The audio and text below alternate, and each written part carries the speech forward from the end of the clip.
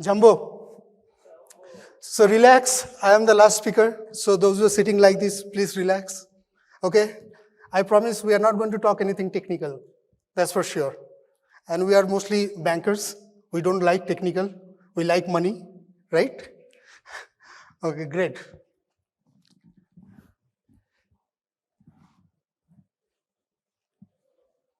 Yeah, so this is the topic they have given me. So I really like that word beyond. So that's why I marked it red or maybe different color. So today we'll be talking about cybersecurity, but beyond. Okay? And whatever you see in the slide, I have just got it from the internet. So I don't have any copyright. You can use it at your own risk. Okay? And today, whatever I'll be speaking, it is my personal opinion. It doesn't reflect my organization's, my customer, my client opinion. Okay? So please don't blame me.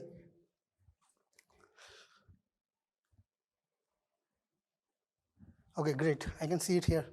So digital banking, I know you are all bankers, so you know it. So basically, traditionally, whatever we used to do earlier, the same thing we are doing using the technology.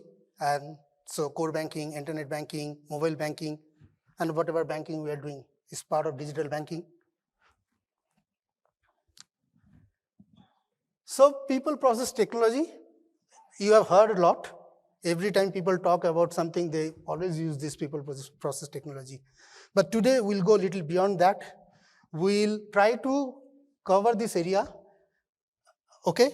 And we'll give you the example later on. So we'll cover this area today.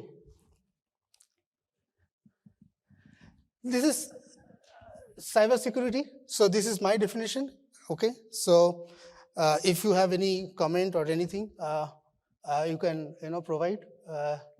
So what is cybersecurity? It is protecting information or infrastructure while processing, storing, transferring data or information through internet or intranet connected information system.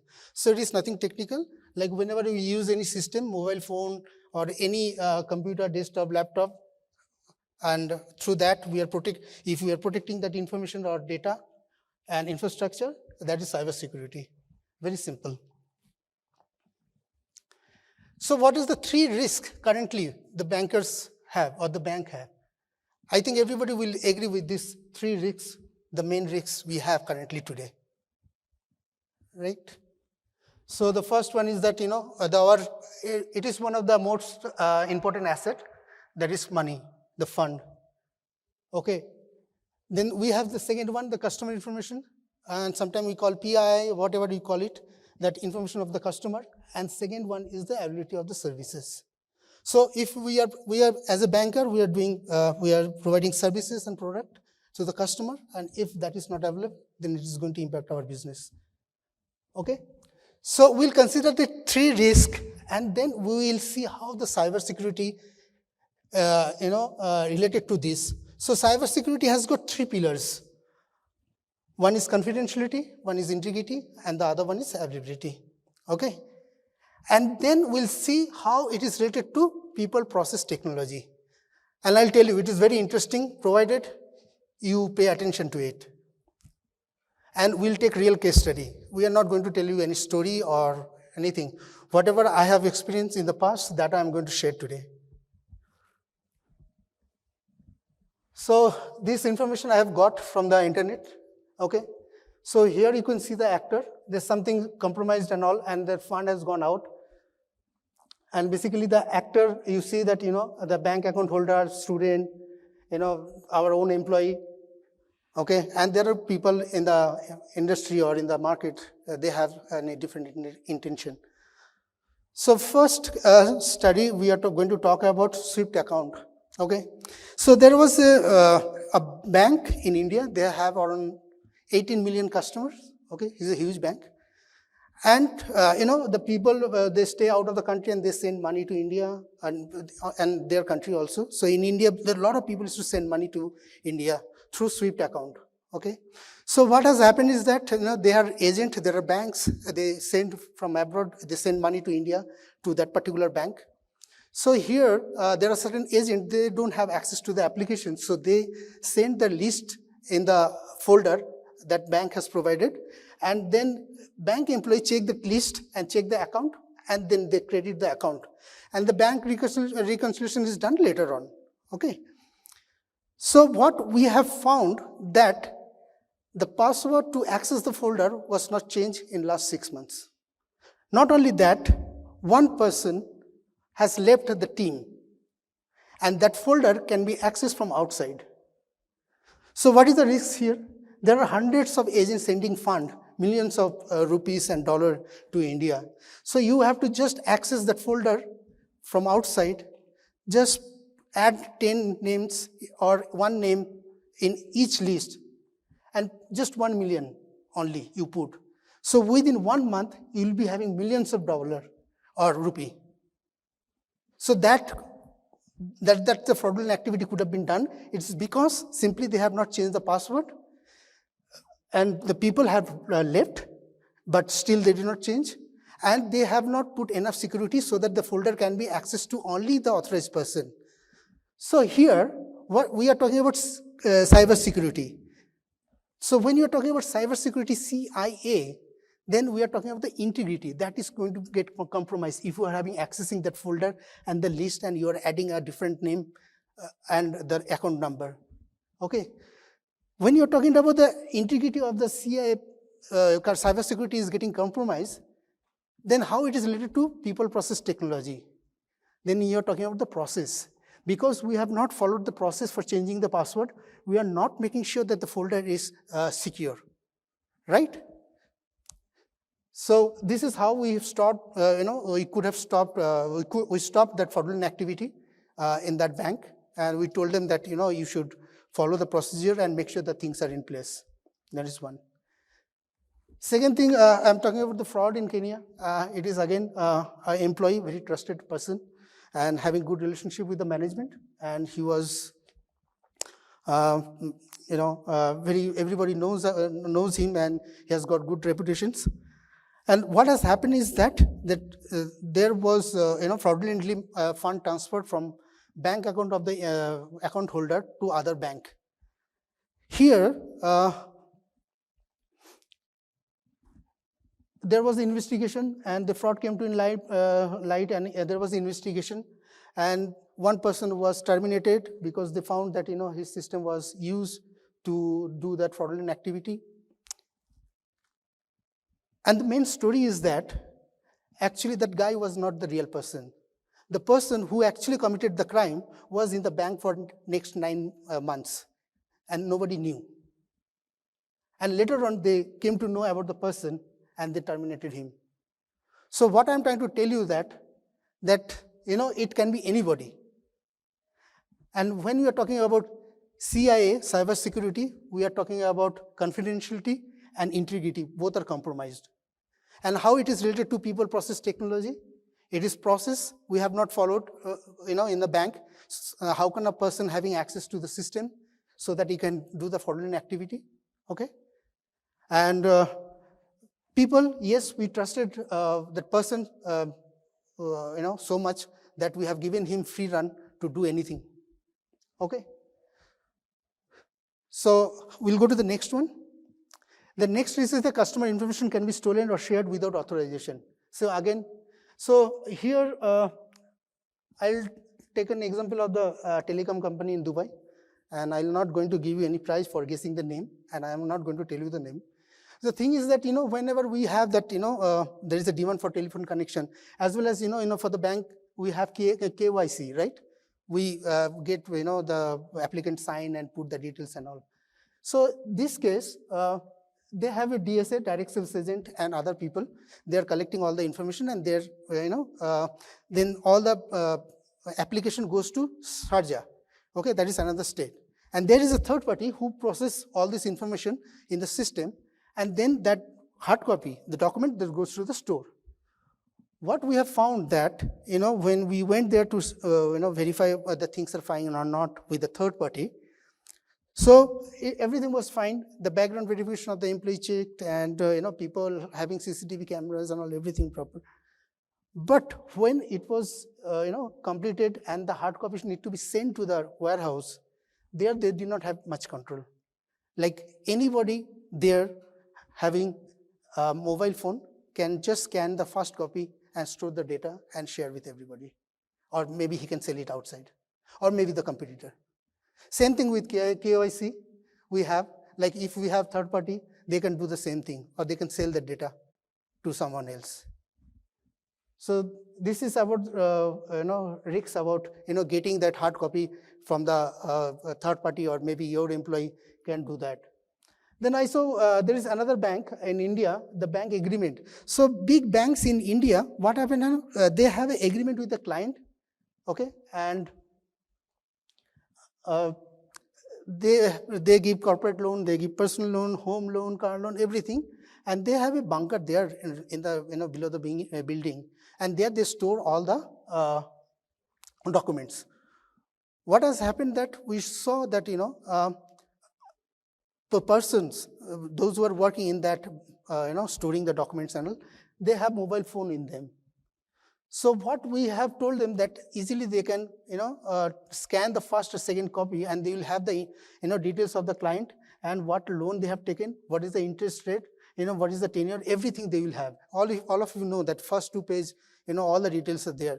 So we have told them not to allow anybody with the camera phone there. Those who are working in that store department, having all the legal documents. And the third one, the discovery project, is very interesting. This discovery project, I was part of it, and the project is like, people give us a contract to go and exploit or hack their system, and if they pay 20% in advance, if it is successful, then they will give us the 100% payment. If it's not successful, then we'll get only 20%. If we get caught, it is 20%. And when you're talking about hacking, it is a 2 type, logical and physical. So that client had 2 factories and 1 corporate office. And the CEO told us that you cannot destroy anything. You can just steal whatever you can. And we have given 15 days. So there were 2 factory and 1 corporate office. So 4 of us, we went to the corporate office. 4 went to the first factory, and the second team went to the second factory. And the thing is that it is challenging, because if you get caught, they will not know that we have come for this, stealing the data. They will think that we are thief, and the first thing is the security guy will really show their strength on us and make sure that we lose our teeth or something may go wrong, And we have only 1 letter that given by CEO to us, and 1 person is carrying. So we did homework for 12 days, and we went to that corporate office, 4 of us, and another team went to the factory, and another team went to the second factory. So we went to the corporate office, we hacked the system, we got all the HR data, okay, and the salary, their experience, their address, phone number, everything, the general manager, his salary, how much loan he's paying for his house, everything we had. Then we saw that, the building has got the back door, generally every building has got, and that back door could have been opened with just a simple rod. It was not locked, it was just closed. The lock was not working for so many days. So we stolen all the data from there. Then first factory, there was a lab. Scientists were working on some research and all, product development and all. Our people went with PPT kit and all, and they could talk to the scientists and ask about the product, services, what their future plan and all. And we took photographs as the evidence that we went there. The third one, factory, our guys went to the main power supply station. Like, the main power comes and there is a transmitter, and from there, the power goes to the factory. And they could really shut down the power station or the transmitter and remove the fuse and throw it off somewhere. And the factory would have been closed for 4 to 6 hours. So we did that. And then with my CEO, I went to the client, and then we were presenting to the CEO of that company, And he was very sure that nothing is going to go wrong. So after my CEO showed him all these details and the evidences and all, he asked two things. First thing is he told that we are naked after seeing the data. And second thing he told, what is the data? It is with you, and this is the only one, you have a copy. Okay, so having said that, what I'm trying to tell you, that when the hackers or someone try to destroy or extract information, they come well prepared.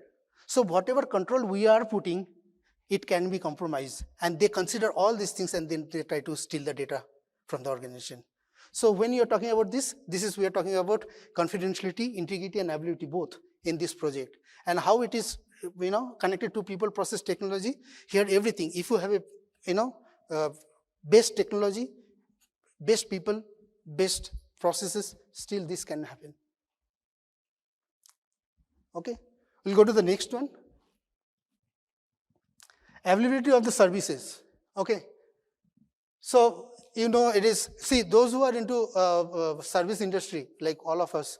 So if there is I have read somewhere that if the service is not available for more than 10 days, then you will be out of the business very soon. Okay, so it is also very critical, and I'll tell you, there is no hacker, nothing involved, how that service was shut down. So oil and gas industry in KSA is well known. It is the fourth in the world, and they have offices all over the world. And we were looking after the risks of the technology risks, and suddenly one day 6-hour servers were down and we could not work. 6 hours all over the world. What has happened is that one guy, junior guy, he has to run certain script to update the system. What has happened that he ran a wrong script, and because of that, the trigger for the security trigger went, and people thought that there was some hacking or some some malware is affecting the system. So the security guy was very strong and they're very alert. What they did, immediately they shut down one by one all the system to make sure that that virus should not spread. Okay, and then they started working on it, how it has happened and from why it has happened. Then later on, he came to know that it was not happened from outside. It is because of the wrong script we have run at the wrong time, and that is why. So after 4 hours, they came to know that, and then slowly they started, the operation. So 6 hours, more or less, was closed down. So just think about that, 6 hours, all over the world, so many people are working, and they did not do anything. On top of that, the client or customer could not also do the business. And there was no hacking activity. So we put all the systems, and then we are talking about CIA. CIA is that availability, A for availability, that is impacted. Okay. Then bank, dear side in Kenya. So this is another bank, due to political scenario in Middle East. They started the dear side in Saudi Arabia. Okay. Now, I went to the primary data center. I took the photographs wherever I thought that, this control is missing. And nobody really asked me. I was there for 4 months. Nobody asked me, why did you take photographs? But clearly it is mentioned there that photography is strictly prohibited. So that means process, we are talking about confidentiality, integrity, and availability. So confidentiality is compromised. And when you're talking about people, process, technology, the process is compromised. Process is not followed. Okay? The dear side, I told that, is there anything, any incident? They said, no, there is no incident for last 1 year. So I talked to that, third-party dear side person, manager. He said, no, there was an incident on the top floor.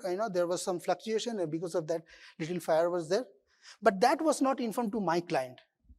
And my client was very happy that third-party service provider who is providing the DR service is very good and there is no incident. But the thing is that when I asked my client, why don't you know that there was an incident? He said that that is not in the first floor, that is on the top floor. How does it matter? So that is the problem. The problem is that here we are talking about availability, and when you are talking about people, process, technology, it is the human being. They cannot imagine that if something happened to the building, even suppose there is a fire and the water start coming, obviously our server will be down. If something happened to that cable which is coming to the data center or DR side, and if something happens, some accident, and because of that it get burned, and it is in KSA because there are oil fields everywhere, then it will be, our service will be down. So when you're talking about DR side, we have to think in all aspects and then make sure that those things are fine. So it was the first time in KSA, we run the bank from the DR side 24/7 for 7 days. We have run that bank. And this is the first time. And it was been appreciated because they were trying to do that. That is called SAMA compliance. That is the standard for the business continuity. And this was the first time given permission to do that. And there was little challenge because we were targeting that within 4 hours we'll able to complete the shut down the primary side, and within 4 hours we'll able to start the DR side. But that took 6 hours for the critical applications and 2 hours more for the non-critical application. So instead of 6 hours, we took 8 hours, but we did it. Here, another simple thing in the primary data center of bank in Kenya. What has happened, I have seen this incident many times. What has happened, that there are AC, to maintain the temperature. Okay, and I have seen this is the third incident I have seen. They are not maintaining that AC properly. And they are thinking that they have 3 ACs and it is working fine. But most of the time you see the 2 are not working properly and 1 is working properly and everything fine. And on Saturday you will find that none of the ACs are working. The temperature goes up and the server automatically conked off. And this is happening in Kenya. Okay, so what I'm trying to say is that it is not very technical. It is always a simple thing. We are not simple following the process. Because process is that you should maintain your AC properly in the data center. You should check it whether it is in good condition or not. And because of that, one day this bank was down. And you are in the service industry. I mean, we are in the service industry. So when we are doing the risk assessment, you have to consider all these threats and then make sure that you do the risk assessment properly to make sure your system is running 24/7 from DR side or primary side. And there are a lot of challenges in that. I'll give you a simple example. 9/11, okay? Everybody knows about it in US? Okay, if you don't know 9/11, you must see it. Nobody expected that something will happen to US like that. Okay, so we have to go beyond information security. Okay, that is one. Second thing that I can give you another example. Recently, an ex-prime minister has been assassinated in a country, in an Asian country. And he had bodyguard and everything. The simple guy came with a handmade gun and assassinated him. Okay, that is one, that they could not stop him. Second thing is that it is the first world country. They could have taken him to the hospital and make sure that all the treatments are available. It took 39 minutes to go to the hospital. They had helicopter, they have everything. 39 minutes.